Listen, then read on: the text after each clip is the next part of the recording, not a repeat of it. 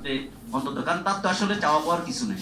তার বাবা ছিল প্রেসিডেন্ট, মা প্রধানমন্ত্রী, সে নিজে প্রধানমন্ত্রী হয়েছে, তার আর কি, তার কি টাকা পয়সার দরকার আছে না কিছু দরকার আছে?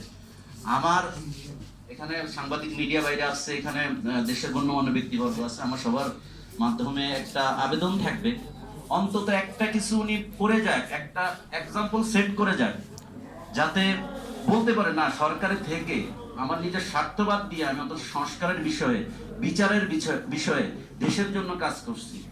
তো আমি রাজবন্দীদেরকে নিয়ে আসলে আরো কিছু কথা বলবো। রাজবন্দীদের বিষয়টা আসলে প্ল্যাটফর্মে খুব একটা মানে আলোচনা হয় না, আমরা ভিতরের কাছে না। আমাদের প্রায় এখন 2.5 লক্ষ সদস্য আছে।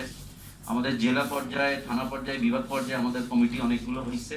হয়তো ওয়ার্ড মানে থানা পর্যায়ে, ওয়ার্ড পর্যায়ে ইয়েগুলো হয় না। আমরা আইজি প্রিজনের কাছে একটা লিস্ট নিছি, এই লিস্টের বাহিরেও অনেক রাজবন্দী আছে, যাদের কথা, যাদের অনেকের দেখা গেছে এখন মামলা নিষ্পত্তি হয়নি। আমরা যারা আসলে মানে হয়তো টপ পর্যায়ে কথা বলতে পারছি, তার লিস্ট নিতে পারছি, এদের বিষয়ে হয়তো কথা বলতে পারছি, এদের মামলাগুলো হয়তো নিষ্পত্তি হয়েছে বা এদের মামলাগুলো ব্যানিশ আছে। কিন্তু অনেকের আছে এখনো দেখা গেছে বিদেশ যাওয়ার সময় তারা ওই অনলাইন ভেরিফিকেশনের মধ্যে আটকা পড়ে মামলার কারণে।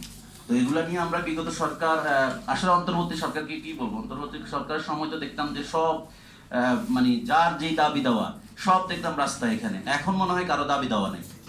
তো এরকম একটা বিষয় আমি মানে এখনকার সরকার বা এখন আমাদের আপনারা যারা আছেন শহীদ পরিবার, আহত পরিবার, অন্তত রাজবন্দীদের বিষয়টা একটু ভাববেন।